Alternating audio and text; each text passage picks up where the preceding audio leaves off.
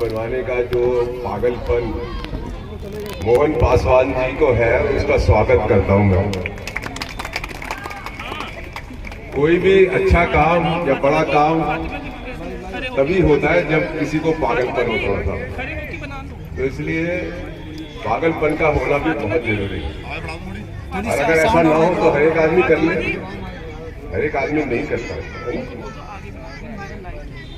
इसके बाद मैं, जो कि एक खुशी का मौका है ये, और हम लोग उस खुशी को सब लोग मिलकर बना रहे हैं यहाँ पर, और उस जमीन के ऊपर बना रहे हैं जहाँ पर बहुत ही शीघ्र सरकारी स्कूल बनने वाला है। और ये स्कूल सीनियर सेकेंडरी तक स्कूल बनेगा और काफ़ी मॉडर्न स्कूल बनेगा, जिससे सभी सुविधाएं बच्चों को मिलेंगी।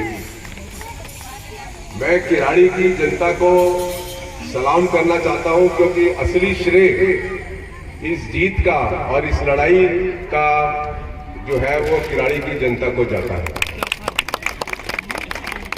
मैं उनका भी शुक्रिया और मुबारकबाद देता हूं, जो आपके एनजीओस और सोशल वर्कर इतनी लंबी लड़ाई, इतनी चिट्ठी पत्री, इतना प्रदर्शन, इतना भागा दौड़ी, और फिर अंत में अदालती लड़ाई, और फिर अलॉटमेंट लेटर, स्कूल बन गया।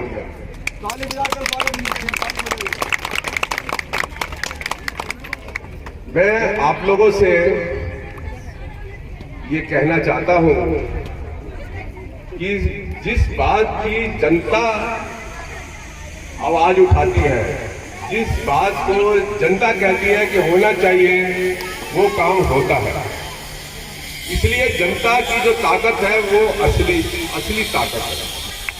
वो अलग बात है कि बहुत सारे लोग उस ताकत को महसूस नहीं करते हैं, लेकिन जनता की ताकत असली है। तो मैं एक बार फिर से किराड़ी की जनता को जो है मुबारकबाद देता हूं, और इस बात का भी मुबारकबाद देता हूं और शुक्रिया अदा करता हूं कि आपने आज मुझे यहाँ पर बुलाया है स्वागत के लिए, और बहुत ही अच्छे तरीके से मेरी स्वागत करी है आपने। मैं ये भी बताना चाहता हूँ आपको कि जो आपके एमएलए हैं ऋतुराज, उन्होंने भी जिस दिन हाईकोर्ट का फैसला हुआ था मुझको फोन किया था, और मुझको थैंक यू बोला था, धन्यवाद बोला था। और मैं ये भी कहना चाहता हूँ कि हमारा दिल्ली सरकार या उनके किसी प्रतिनिधि से किसी तरीके का भी कोई लड़ाई नहीं है। अदालत में भी दिल्ली सरकार ने हमारा साथ दिया, और मजेदारी बात यह थी कि दिल्ली सरकार ने खुद भी बहुत सारी चिट्ठियां डीडीए को समय समय पर लिखी, लेकिन हम सब लोग जानते हैं कि केंद्र सरकार और दिल्ली सरकार की जो आपस की रंजिश रहती है, शायद वो एक कारण रहा होगा कि डीडीए ने कोई दिल्ली सरकार को भाव नहीं दिया।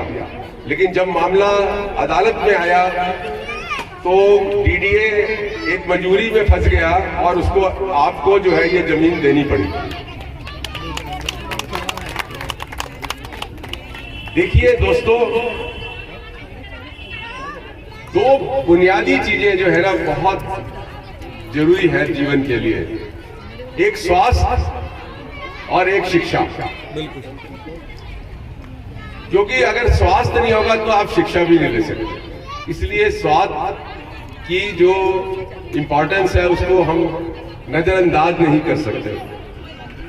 और अभी जैसे हम देख रहे हैं कि हमारे इर्द गिर्द इतना कूड़ा है, इतनी गंदगी है, तो कुछ शर्म भी आती है हमें कि हम अपने स्वास्थ्य को कैसे ठीक रख सकते हैं।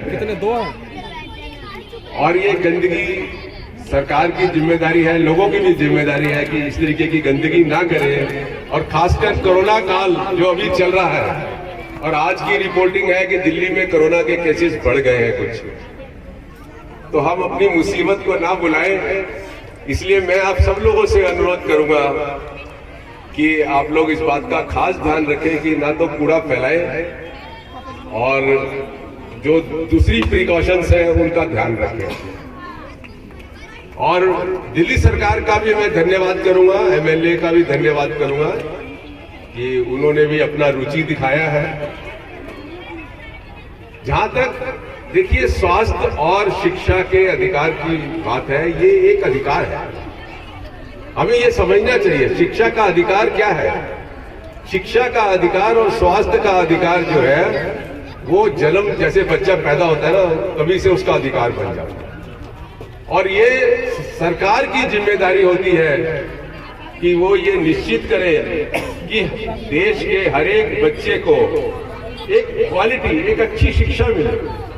अभी मैं पीछे हरियाणा के स्कूलों में घूम रहा था और मैं देख रहा था कि हजारों बच्चा खतरनाक बिल्डिंगों के अंदर जो है पढ़ रहा है, गंदगी है, नीचे बैठने की कोई जगह नहीं है, पानी का कोई इंतजाम नहीं है, टॉयलेट ब्लॉक इतने भयंकर हैं। वो अलग बात है कि हमने उन सब मामलों को लेकर भी पंजाब हरियाणा हाई कोर्ट में केस किया और उसके बाद हरियाणा की सरकार भी जो है हरकत में आई और कई खतरनाक बिल्डिंगों को, जो स्कूल की बिल्डिंगें थी, उनको तोड़कर अभी कोरोना काल के अंदर खासकर उनको जो है नया बनाया जा रहा है। उनको भी मैं अभी विजिट करके आया हूं। तो ऐसा नहीं है कि दिल्ली में हम बैठकर दिल्ली का ही काम करते हैं।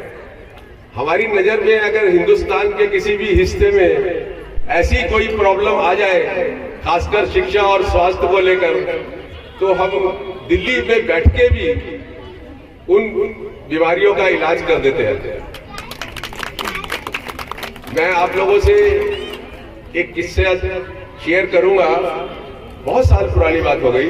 मैं मध्य प्रदेश के एक गांव में गया और वहां पे मुझे पता लगा कि जो ऊंची जात के लोग हैं वो नीची जात वाले लोग कहीं घोड़ी में जा रहे होंगे, तो वहां पर ऊंची जात वालों ने काफी गोली वोली चला दी और उसका नतीजा ये हुआ कि 22 परिवार जो शेड्यूल्ड कास्ट के थे, 22 परिवार, उनको गांव छोड़ना पड़ा वहां और गांव छोड़कर वो दूसरी जगह चले गए।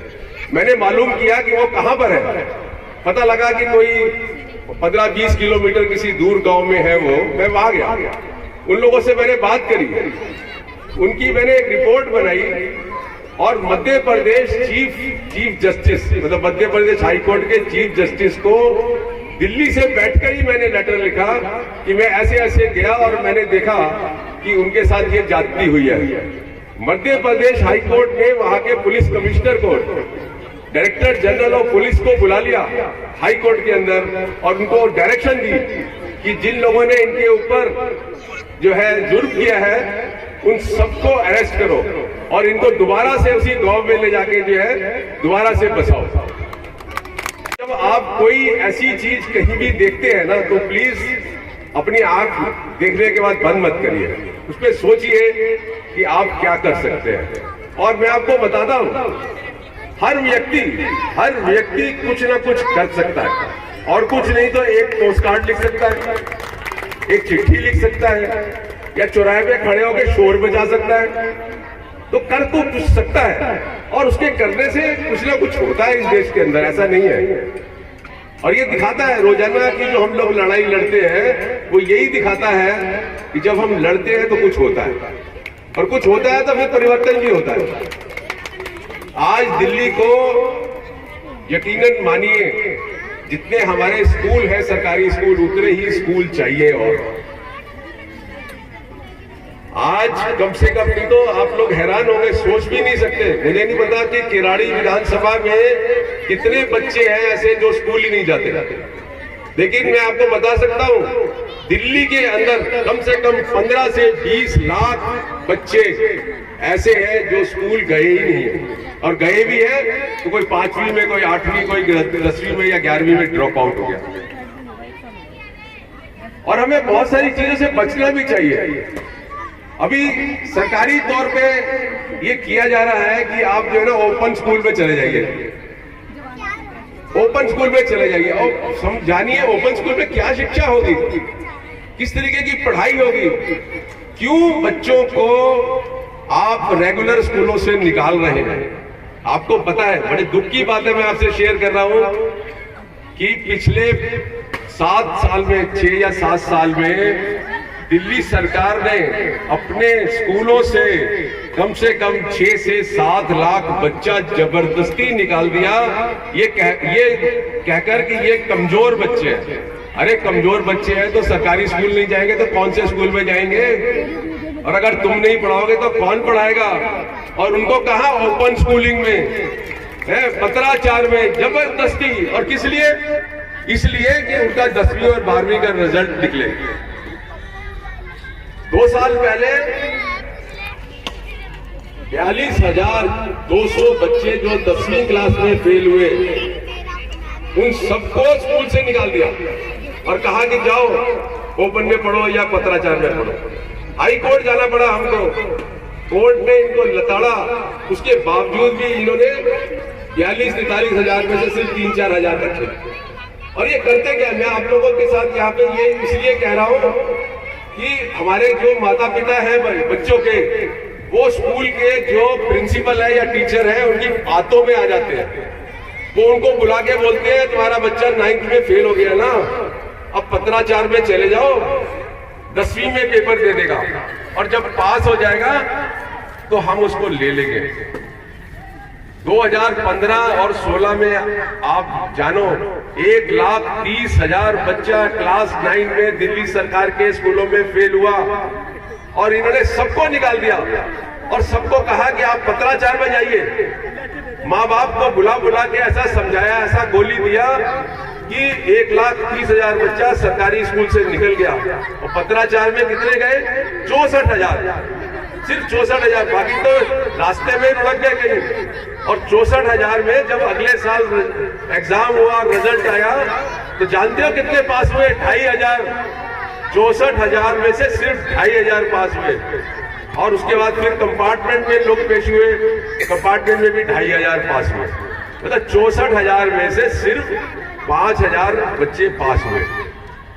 और इन्होंने इंतजाम कर लिया था उस साल, अगले साल भी 9th में जो फेल हुए सबको निकाल देंगे। लेकिन क्योंकि इतने बच्चे फेल हो गए, हंगामा हो गया, तो उनको वो थोड़ा रुकना पड़ा। अभी कोरोना काल के अंदर भी ये चैन से नहीं बैठे। इन्होंने ढूंढा 9th क्लास के 9,000 के करीब बच्चों को इन्होंने अलग अलग स्कूलों से, सरकारी स्कूलों से ढूंढा कि कौन कौन से कमजोर बच्चे हैं।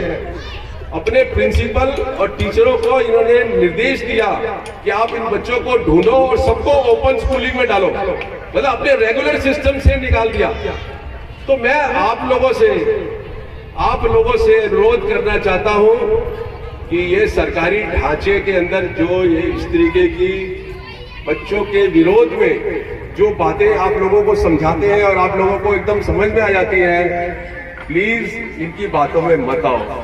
बच्चे को, हर एक बच्चे को रेगुलर स्कूल के अंदर 12वीं तक पढ़ना पड़ेगा। और मैं आपको बता देता हूं कि ये किसी बच्चे को 12वीं से पहले नहीं निकाल सकते। कोई बच्चा चाहे 1 साल फेल हुआ, चाहे 2 साल फेल हुआ, चाहे 3 साल फेल हुआ, ये उस बच्चे को स्कूल से नहीं निकाल सकते। इसलिए मैं आप लोगों से कृपा करके ये कहना चाहता हूं कि कभी भी ऐसा मौका हो तो अपने बच्चे को स्कूल से ना निकालो। और अगर स्कूल वाला आपके साथ जबरदस्ती करता है निकालने के लिए, तो आप प्लीज मेरा नंबर ले लीजिए सब लोग और मेरे से संपर्क करो। मैं उस बच्चे को स्कूल से नहीं निकलने दूंगा। तो ये बहुत सारी चीजें ऐसी हैं जिनको आप लोगों को